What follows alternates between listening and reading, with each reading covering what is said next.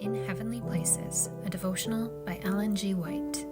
Heaven's Honor Roll, September 21st. But he knoweth the way that I take. When he hath tried me, I shall come forth as gold. Job 23, verse 10. The Christian who loves his Heavenly Father may not discern by outward providences or visible signs any heavenly favor above that given those with little or no consecration. Often he is sorely afflicted, distressed, perplexed, and hedged in on every side. Appearances seem to be against him. Joseph was virtuous and his character was marked for true goodness and strength of purpose. Yet he was maligned, persecuted, and dealt with as a criminal. But God had signal victories for Joseph, even as he appeared to suffer because of his right doing.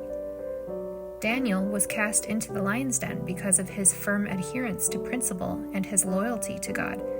But he triumphed in the end, and God was glorified through his servant whom he permitted to be humbled. Job was stripped of his earthly treasures, bereaved of his children, and made a spectacle of loathing to his friends. But in God's time he showed he had not forsaken his servant. A true and faithful Stephen was stoned to death by the enemies of Christ. Surely it did not appear that God was strengthening his cause in the earth by thus permitting wicked men to triumph.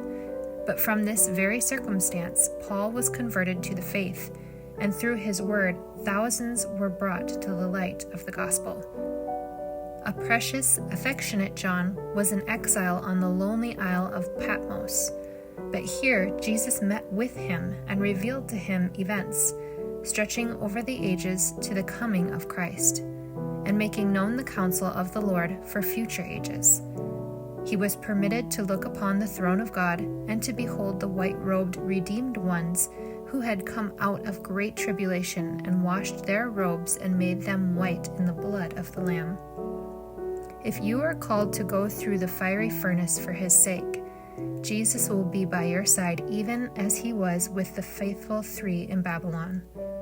Those who love their Redeemer will rejoice at every opportunity of sharing with him humiliation and reproach.